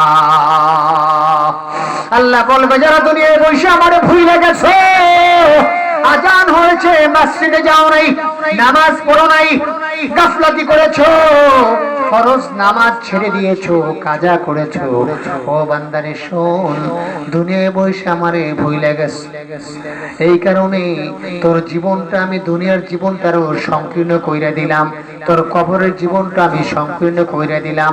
এবার মুফাসসিরিন ইকরাম বলছেন দুনিয়ার জীবনটা আবার কেমন করে সংকীর্ণ হয়? ফাইন্না লাহু মাঈশাতান দানকা, আল্লাহ বলছেন তার জীবনটা আমি সংকীর্ণ করে ফেলব। এবার মুফাসসিরিন ইকরাম বলছেন এর মানে হলো ও দুনিয়ার সম্পদওয়ালা, তোমার সম্পদ থাকবে কিন্তু সম্পদের মধ্যে আরাম থাকবে না। ও দুনিয়ার সম্পদওয়ালা, তোমার বিশাল অট্টালিকা থাকবে, অট্টালিকার মধ্যে শান্তি থাকবে না। ও দুনিয়ার সম্পদওয়ালা, তোমার ঘরে সুন্দরী রূপসী স্ত্রী থাকবে কিন্তু তোমার সাথে কোনো মিল মোহাব্বত থাকবে না, দাম্পত্য জীবনে কোনো শান্তি থাকবে না। তোমার ছেলে তোমার কথা শুনবে না, তোমার মেয়ে তোমার কথা শুনবে না, তোমার স্ত্রী তোমার কথা শুনবে না, তোমার ছেলে মাদকাসক্ত হবে, নেশাগ্রস্ত হবে, তোমার মেয়ে উল্টাপাল্টা করবে, তোমার গোটা জীবনটা এলোমেলো হয়ে যাবে, সংকীর্ণ হয়ে যাবে। কারণ সুখ শান্তি দেওয়ার মালিক একমাত্র কে? এই বাবাজিরা আমার, টাকায় যদি সম্পদে যদি সুখ শান্তি হয় তাহলে যত টাকাওয়ালা সম্পদওয়ালা মানুষ ছিলেন তারাই তো পৃথিবীর সবচাইতে বড় সুখী হইতেন, ঠিক কিনা কথা বল? কিন্তু আল্লাহর কসম করে বলছি না না না, টাকা পয়সার সম্পদ কোনদিন সুখ দিতে পারে না, বরং ওই সম্পদ, ওই বাড়ি, ওই গাড়ি, ওই অট্টালিকা অশান্তির কারণ হয়ে যায়। আর কায়সা হুজুর রাহমাতুল্লাহ আলাইহির মতো বুজুর্গানে দ্বীন এভাবে যারা আছেন, আল্লাহর নেককার বান্দা যারা আছেন, তাদের সম্পদের পাহাড় লাগে না, গাড়ি বাড়ি লাগে না, অট্টালিকাও লাগে না, কোটি কোটি টাকা ব্যাংক ব্যালেন্সও লাগে না, কিন্তু তাদের দুনিয়ায় কোনো শান্তির অভাব থাকে না। সুবহানাল্লাহ কোন ওমে কিসের খাই আর কিসের আরামায়েশ এক একজন আল্লাহর নেককার বান্দা কায়সা হুজুর রাহমাতুল্লাহ আলাইহি জীবনে কিছু করলেন না তার খেদমত করার জন্য মানুষ পাগল তারে মানুষ খাওয়ানোর জন্য পাগল তারে মানুষ চিকিৎসা করার জন্য পাগল তারে মানুষ দেওয়ার জন্য পাগল কি আমি ভুল বলছি নাকি কতক্ষণ ভুল বলছি তাহলে এর মানে হলো গাড়ি বাড়ি আর সম্পদ থাকলে আপনি সুখী হবেন এইটা আপনি আশা করবেন না আপনার সুখ আর শান্তি যদি আপনি আল্লাহর দ্বীনের পথে চলতে পারেন তাহলে সুখ শান্তি দেওয়ার মালিক আমার আল্লাহ আল্লাহ বলবে ও নাফরমান তোর এই জীবনে দীর্ঘ সময় দিয়েছিলাম তুই আমি আল্লাহর সঙ্গে নাফরমানি করেছো তোর দুনিয়ার জীবনটা আমি আল্লাহর সংকীর্ণ করে দিলাম তোর কবরের জীবনটা আমি সংকীর্ণ করে দিলাম আর কিয়ামতের ময়দানে তোর অন্ধ করে উঠাবো তুই চোখেও দেখবি না এবার কিয়ামতের দিন মানুষগুলো বলবে আল্লাহ তুমি আমারে অন্ধ কইরা উঠাইছো কেন ওয়াকাদ কুনতু বাসীরা আমি তো দুনিয়ায় বসে চোখে দেখতাম আমার তো দৃষ্টি শক্তি ছিল আমি তো অন্ধ ছিলাম না আল্লাহ বলবে ও নাফরমান কাযালিকা আতাতকা আয়াতুনা ফানাসিতাহা ওয়া কাযালিকাল ইয়াওমা তুনসা আল্লাহ বলবেন ও নাফরমান তোরে এই কেন অন্ধ বানাই দিলাম আজ কিয়ামতের ময়দানে দুনিয়ায় তোর কাছে আমার বিধানগুলো যখন গিয়েছে আমার কোরআনের বিধানগুলো ওলামায়ে কেরাম তোমাদেরকে শোনায়েছে আলেমরা তোমাদেরকে শোনায়েছে আমার নেককার বুজুর্গ মানুষগুলো তোমাদের কাছে দাওয়াত দিয়েছে তোমরা তখন সেই কথাগুলো শোনো নাই তোমরা আমি আল্লাহকে ভুলে গিয়েছো আজকের কিয়ামতের দিন কঠিন মুসিবতের সময় আমি আল্লাহ তোমাদের ভুলে গেলাম কথা বুঝেন নাই বুঝতে পারছেন এবার আল্লাহ বলবে এই নাফরমান তুই তোর ছেলেরে জাহান্নামে দিতে বললি তোর স্ত্রীকে জাহান্নামে দিতে বললি আর তোকে আমি জান্নাতের ফয়সালা দিয়ে দেব এইটা কোনোদিন সম্ভব না কাল্লা ইন্নাহা লাযা নাযাআতান লিশ-শাওয়া তাদউ মান আদবারা ওয়া তাওয়াল্লা আল্লাহ বলবে আর এই সমস্ত কথা বললে কোনো লাভ নাই আছে এজন্য একটু বোঝার চেষ্টা করেন মুমিন দুনিয়ায় বসেই আখিরাতের যা পুঁজি নিয়ে যায় আর কাফেররা আল্লাহর সামনে কিয়ামতের দিন বলবে কিন্তু আলোচনা সব সময় শুনেন হুজুরে শোনায় না মসজিদে তো শোনায় ওয়া ইয়াকুলুল কাফিরু ইয়া লাইতানি কুনতু তুরাবা কাফেররা আফসোস করবে নিজের আঙ্গুল নিজে খেয়ে ফেলবে নিজের হাত নিজে খেয়ে ফেলবে নিজের চামড়া নিজে তুলে ফেলবে নিজের চোখ নিজে উপড়ে ফেলবে হতাশ হয়ে যাবে আফসোস করবে আর বলবে আল্লাহ তুমি আমারে মানুষ বানাইছো কেন যদি মানুষ না বানাইতে এত আযাব এত কষ্ট আমার কি সহ্য করা লাগতো যদি মাটি বানাইতা তাহলে তো আর আমার কোনো হিসাব নিকাশ নাই ইয়া লাইতানি কুনতু তুরাবা তুরাব মানে কি মাটি মাটি হায় আফসোস আল্লাহ তুমি আমাদের মাটি বানাও না একা যুবক ভাইরা যারা বসে আছো এই মাইক্রো অপারেটর তুমি কম বয়সী বাবা নামাজটা পড়ো তোমাদের সবার যে অনেক মস্ত বড় বুজুর্গ হওয়া লাগবে দরকার নাই নামাজটা পড়ো সত্য কথা বলো মানুষের সঙ্গে খারাপ আচরণ করো না খালাস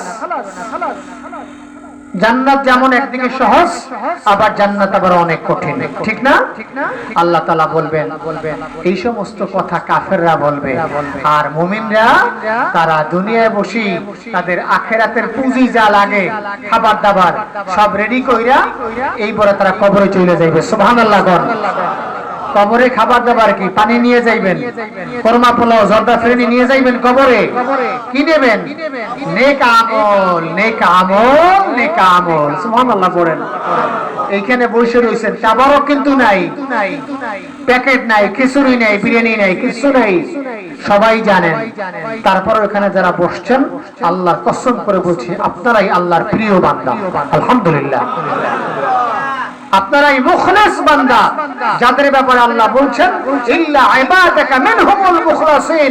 এই শয়তান, তুই আমার কাছে অবকাশ চাইছো, কিয়ামত পর্যন্ত আমার বান্দারে জ্বালাবি, যা দিলাম, তবে যারা আমার মুখলিস বান্দা, সত্যিকার ঈমানদার বান্দা, আমলি বান্দা, তাদেরকে তুই ধোঁকা দিতে পারবি না। কই অনেকে তো চলে গেছে, আপনারা তো জান নাই। কেন জান নাই?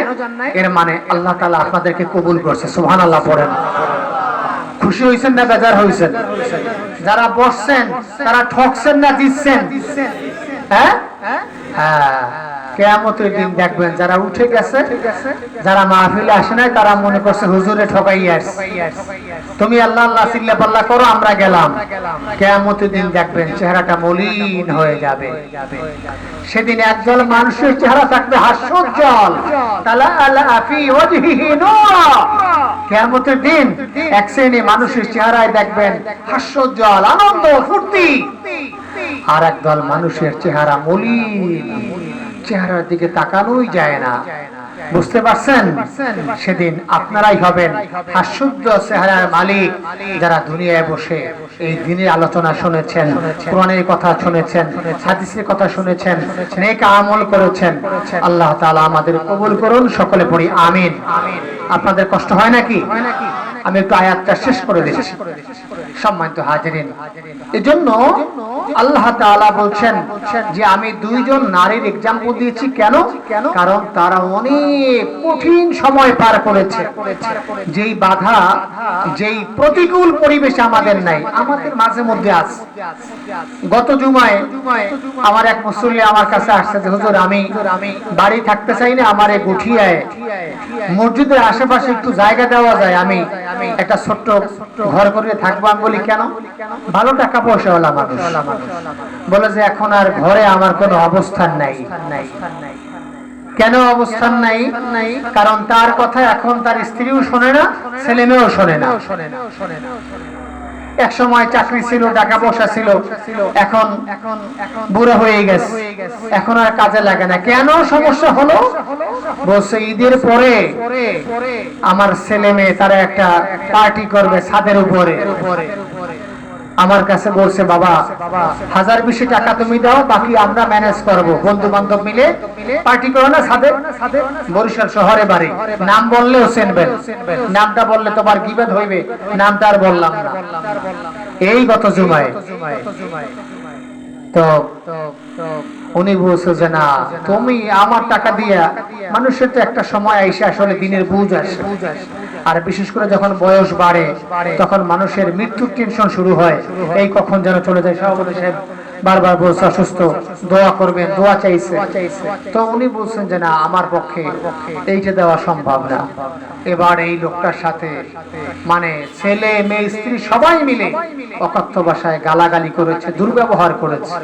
আমাদের সমাজে অহরহ বাবারে বুড়িয়ে ডাকে, মায়েরে বুড়ি ডাকে, গালাগালি করে, এইটি করে সেইটি করে। একটু ছেলে মেয়ের দুলটা হয়, তাদের চাহিদা পূরণ করা না যায়। আছে না নাই? কথা কন না কেন? আছে। আপনাদের পিংড়ি এলাকায় তো আর নাই, আছে, এখানেও আছে।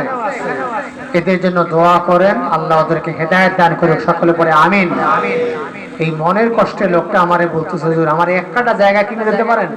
আমি মসজিদের আশেপাশে একটা ঘর করে থাকি, আর এক জায়গা খাওয়ার ব্যবস্থা করবো, আমার আর ভালো লাগে না, মনের কষ্ট। এই হলো আমাদের সমাজের চিত্র। এই জন্য অনুকূল পরিবেশে ইবাদত করতে পারা, এটাও একটা নেয়ামত। এটাও কি? একজনের ঘরে একজন নামাজি, সতী সাধবী, একটা ভালো স্ত্রী থাকা, এটা পৃথিবীর সেরা নেয়ামত। সুবহানাল্লাহ। এটা আমার কথা নয়, এটা আল্লাহ রাসূল বলেছেন, আল মারআতু সালিহা খায়রুম মিনাদ দুনিয়া ওয়া মা ফিহা। যে একজন নেককার স্ত্রী দুনিয়ার সবচাইতে বড় নেয়ামত। সুবহানাল্লাহ। কারণ নেককার স্ত্রী থাকলে যেমন দুনিয়ায় জান্নাতের সুখ পাওয়া যায়, আর যদি বদকারী হয়, খবিসা হয়, তাহলে দুনিয়ায় বসে জাহান্নামের আযাব টের পাওয়া যায়। মা বোনরা আবার শূন্য আমার গালিগালাজ করে কিনা আল্লাহই ভালো জানে। এই জন্য আল্লাহর কাছে স্ত্রীর জন্য দোয়া করবেন, রব্বানা হাবলানা মিন আজওয়াজিনা ওয়া যুররিয়াতিনা কুররাতা আয়ুনিন ওয়াজআলনা লিল মুত্তাকিনা ইমামা। এই দোয়াটা পারেন? আমি ছাত্র জীবন থেকে এই দোয়াটা পড়ি সব সময়। আল্লাহ দোয়াটা শিখাই দিয়েছেন, খুব চমৎকার একটা দোয়া, পরিবারের জন্য, স্ত্রী ছেলেমেয়ের জন্য সব সময় পড়বেন এই দোয়াটা। রব্বানা, হায় আমাদের রব আল্লাহ, হাবলানা মিন আজওয়াজিনা ওয়া যুররিয়াতিনা, তুমি আমাদেরকে সেই ধরনের নেককার স্ত্রী দাও, নেককার সন্তান সন্ততি দাও যাদেরকে দেখলে আমার হৃদয় শীতল হয়, চক্ষু শীতল হয়। সুবহানাল্লাহ পড়েন। আল্লাহ, চোখ শীতলকারী তুমি আমারে সন্তান দাও, বেয়াদব সন্তান আমারে দিও না, নাফরমান সন্তান আমারে দিও না, চোর বাটপার জেনাকার এইগুলো আমারে আল্লাহ দিও না। একটা সন্তান যদি চুরি করে, ডাকাতি করে, খুন খারাপি করে, জেনা ব্যভিচার করে, ওই বাবার এর চেয়ে কষ্টের কিছু আছে? কথা বলেন, কষ্টের কিছু আছে? এই জন্য আল্লাহর কাছে এই দোয়াটা পারলে মুখস্থ করবেন, দোয়াটা করবেন। তো আল্লাহ তাআলা বলছেন যে আমি আসিয়া এবং মারিয়াম এই দুইজন নারীর এক্সাম্পল দিয়েছে, কারণে এই দুইজন অনেক প্রতিকূল পরিবেশের মধ্যে ছিল, বাধার মধ্যে ছিল, কিন্তু তারপরেও তারা একটা মুহূর্ত আমি আল্লাহকে তারা ভুলে নাই। সুবহানাল্লাহ। একটা মুহূর্ত আমি আল্লাহকে তারা ভুলে নাই। এই জন্য আমার মা বোনদেরকে তো আমি সবসময় বলি, মাহফিলে বলে যে আমার মা বোনরা ওই আসিয়ার মতো নেককার মহিলা হওয়ার চেষ্টা করেন, মারিয়ামের মতো হওয়ার চেষ্টা করেন, আম্মা জান খাদিজা আয়েশার মতো হওয়ার চেষ্টা করেন। পর্দা সমাজের মধ্যে, ঘরের মধ্যে নাই। গতকালকের মাহফিল ছিল চাখার, তার আগের দিন ছিল সিংহের কাছে, বরিশাল বিশ্ববিদ্যালয়ের সামনে ভোলা সড়ক হয়ে যাইতে হয়, সাইবরাট হয়ে সামনে। পুরা মাহফিলটায় মনের কষ্টে ওয়াজই করি নেই, শুধু মা বোনদের কি কথা বল। খাবার খাইতে গেছি, মহিলারা আমার সামনে আইসা তদবির নিতে আসছে। বাহ, পর্দা নাই, কিচ্ছু নাই, সাইজে গুজে আসছে, আমার সামনে এসে বলে হুজুর তদবির লাগবে, শুনছি গুঠিয়া মসজিদের হুজুরে খুব ভালো তদবির দেয়, তদবিরে খুব দগাস। কার কাছে শুনছে, কোথায় শুনছে? গুঠিয়ায় তো আরো কত মসজিদ আছে, কেটাই তদবির দেয়, তাবিজ দেয়, আল্লাহই ভালো জানে। আমার জন্মের পর জীবনে আমি তদবির দেই না, তাবিজ দেই না। আমার কাছে কেউ তদবির চাইলে আমি বলি আল্লাহ রাসূল যেই আমল করছেন সেইটা করেন। সূরা ইখলাস পড়েন, নাস ফালাক পড়েন, আয়াতুল কুরসি পড়েন, ঝাড়ফুঁক দেন, ঘুমানোর সময় চারকুল পড়েন, অসুবিধা দেখি। তো মনটা খুব খারাপ হয়ে গেছে। এবার আলোচনায় গিয়া পুরো সময়টাই এই বিষয় নিয়ে কথা বলতে বলতেই সময় শেষ করে দিয়েছি। এই কথাগুলো কেন বললাম জানেন? যে এক একটা মাহফিল থেকে আমাদের জন্য কিছু হেদায়েত আসে, আমাদের পুরুষদের জন্য কিছু আসে, আমার মা বোনদের জন্য কিছু আসে। এরপর আরো কেন মন খারাপ করছি, সামনে খাবার খাইতেছি, 10-12টা ছেলে সামনে দিয়ে ঢুকলো, আবার ঘুরে ফুরিয়ে পিছন থেকে বের হয়ে চলে যায়। আমি বললাম ডাক দিয়ে যে এই শোনো, এই ঘরে কোনো নারী নাই, কোনো মহিলা নাই, তাকাই রয়েছে আমার দিকে, তাকাই রয়েছে। তো ওয়াজ শোনেন, নামাজও পড়েন। এই নামাজ যেমন ফরজ, পর্দা হইল নফল। কথা বল না কেন? পর্দা মুস্তাহাব। হ্যাঁ, নামাজ যেভাবে ফরজ, সূরা নূরের এই ছোট্ট প্রোগ্রামে অনেক কঠিন তাফসীর করি না, বড় প্রোগ্রামগুলোতে যেমন শনিবার থেকে তাফসীর আছে আমার পিউসপুরে, শারিকতলা, ওইসব এলাকায় তো সব ধারাবাহিক তাফসীর। খুলনায় এক একটা সূরার গুরুত্বপূর্ণ বিষয় তারা এমনি ধারাবাহিক তাফসীর, তো আয়াত দেওয়াই থাকে। সূরা নূরের তাফসীর পড়বেন, দেখবেন পর্দার বিধানের ব্যাপারে আল্লাহ কি বলছে। নামাজ যেমন ফরজ, রমজানের রোজা যেমন ফরজ, পর্দাও ঠিক সেইভাবেই ফরজ। এখন আমাদের সমাজে এইটা কেউ মানেই না।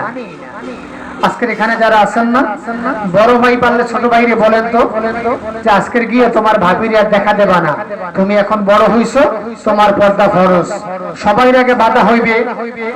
দেখবেন এই মুরব্বী যারা আছে বাবা মাই বলে কি বলো, তোর ছোট্ট একটা ভাই, তোর ভাবির সাথে আবার দেখা দেবে না, এটা একটা কথা। বাবাই মন খারাপ করে, মাই মন খারাপ করে, আর ভাই তো যেন আছে। আর দিনী পরিবার হইলে কি হইতো, ভাইরে আর বলা লাগতো না, ভাই অটোমেটিক বুঝতো যে আমার ভাবির সাথে আমার পর্দা করা ফরজ, খালাতো বোনের সাথে পর্দা করা ফরজ, মামাতো বোনের সাথে পর্দা করা ফরজ, ফুফাতো বোনের সাথে পর্দা করা ফরজ। এক কথায় যারা মুহররম মুহররম বুঝেন তো, যাদেরকে বিবাহ করা হারাম, তাদেরকে দেখা দেওয়া যায়, বাকি কাউকে দেখা দেওয়া যায় না। এখন ওয়াজ তো শুনি, ঘন্টার পর ঘন্টা আলোচনা শুনি, ওয়াজ শুনি, কিন্তু মাথায় গিয়া ওয়াজ টিকেই রাখতে পারে না। এই জন্য আল্লাহ বলছেন এই দুইজন নারী আসিয়া এবং মারিয়াম, তারা গোটে কঠিন সময় পার করেও তারা জীবনে একটা মুহূর্তের জন্য আমি আল্লাহর সঙ্গে নাফরমানি করে নাই। মারিয়াম আলাইহিস সালামের ঘটনা অনেক লম্বা।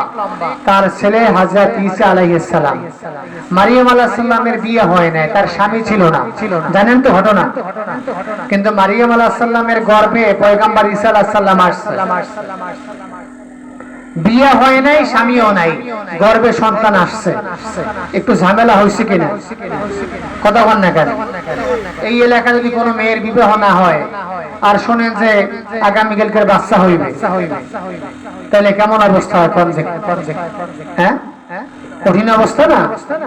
হাজার হাজার মানুষ আসছে মারিয়াম আলাইহিস সালামের কাছে, এসে বলছে, মারিয়াম, তোমারে মনে করতাম তুমি সতী সাধবী, এত ভালো, আর তুমি যে এত খারাপ এটা তো জানতাম না। বলে কেন?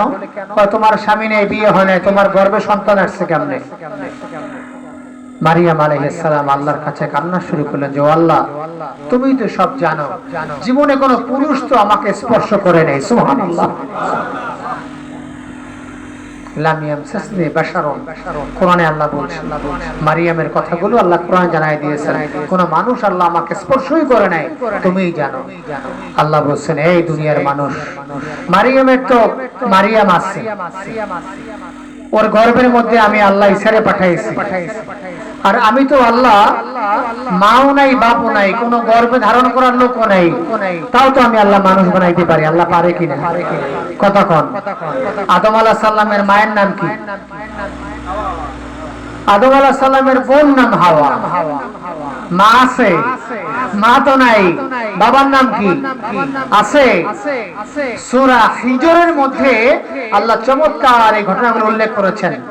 সূরা হিজর, সূরা ইব্রাহিমের পরের সূরাটা, তেলাওয়াত করে দেখবেন। আল্লাহ বলছেন, আমি হইলাম সেই রব, আমার মানুষ বানাইতে বাপও লাগে না, মাও লাগে না। ফাইদা সাওয়াইতুহু ওয়া নাফাখতু ফীহি মির রূহি ফাকাউ লাহু সাজিদিন। আল্লাহু আকবার বলেন। কয় আমি মাটি দিয়া আদমরে সুঠাম করলাম, সাজাইলাম, তারপর আল্লাহ আমি রূহ ফুৎকার দিলাম, তার প্রাণ চলে আসলো। সুবহানাল্লাহ। আমার আল্লাহ বাবা ছাড়া মা ছাড়া মানুষ বানাইতে পারে কিনা? আমার আল্লাহ বাবা ছাড়া, স্বামী ছাড়া, বিবাহ ছাড়াও পয়গম্বর ঈসাকে তার মায়ের গর্ভে দিতে পারে। সুবহানাল্লাহ।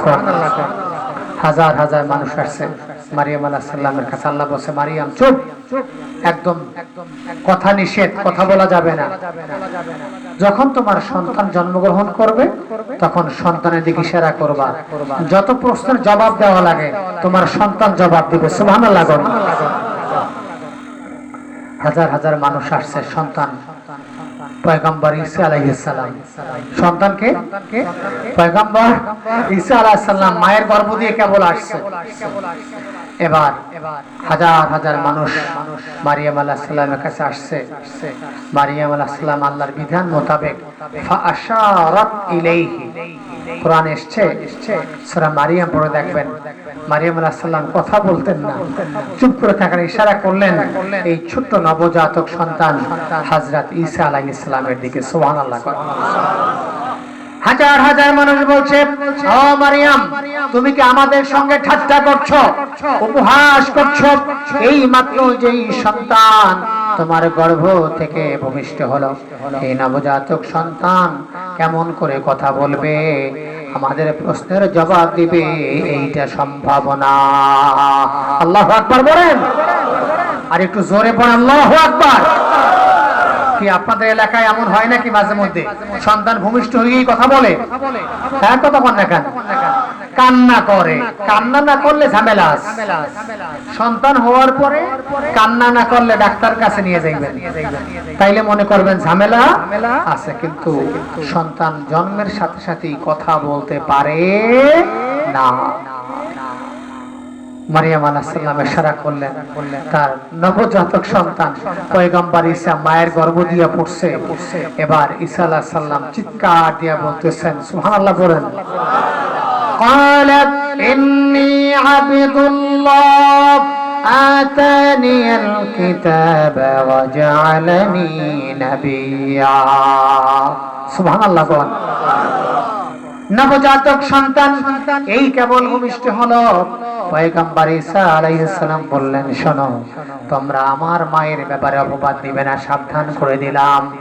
আমি ইন্নী আবদুল্লাহ, আমি আল্লাহর বান্দা। আতানিয়াল কিতাব ওয়া জাআলানি নাবিয়্যা, আল্লাহ তাআলা আমাকে কিতাব দিয়েছে, আল্লাহ আমাকে মায়ের গর্ভে পয়গম্বর বানায় পাঠাইছে। আল্লাহু আকবার। কি আল্লাহ পারে? কতক্ষণ নাকা পারে? এই জন্য আল্লাহ বলছেন, এই ঘটনা হলো 3-4 ঘন্টার আলোচনা, এগুলো জাস্ট বোঝানোর জন্য আমি তেলাওয়াত করেছি। আল্লাহ তাআলা বলছেন, এই দুইজন নারীর এক্সাম্পল দিয়েছি। ওয়াদরাবাল্লাহু মাসালান লিল্লাযিনা আমানু, যারা ঈমানদার তাদের জন্য। দরবন মানে হলো দৃষ্টান্ত। দরাবাল্লাহু মাসালান, আল্লাহ রাব্বুল আলামিন, মাসাল মানে এক্সাম্পল, দৃষ্টান্ত। আল্লাহ তাআলা দৃষ্টান্ত পেশ করেছেন ঈমানদার বান্দাদের জন্য। কথা বুঝতে পেরেছেন? কেন? যাতে করে আমরা অজুহাত না দেই, ঠুনকো অজুহাত যার কোনো দাম নেই।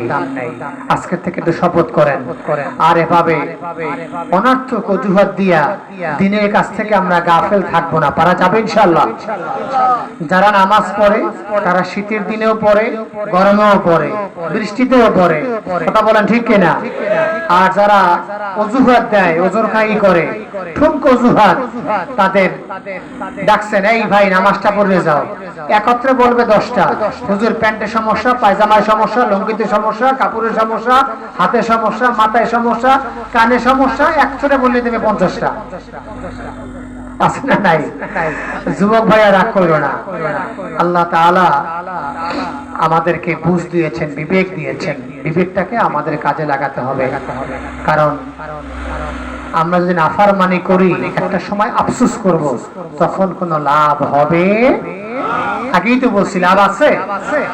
পরকালে আফসোস করবে কাফেররা, আর পরকালে হাসবে জান্নাতের মেহমানরা, আপনারা। সুবহানাল্লাহ বলেন। আসুন আমরা আল্লাহ তাআলার কাছে এখন দোয়া করব। আজকের এই মাহফিলে আমরা যারা এসেছি, আল্লাহ যেন আমাদের প্রতিটি কথা আমল করার তৌফিক নসিব করে, সকলে বলি আমিন। আমরা যেন কোরআন এবং সুন্নাহ মোতাবেক আমাদের জীবনটা চালাতে পারি, সেই তৌফিক আল্লাহ নসিব করেন, সকলে বলি আমিন। আল্লাহ তাআলা যেন এই মাহফিলটাকে আমাদের নাজাতের ওসিলা বানায় দেন, সকলে পড়ি আমিন।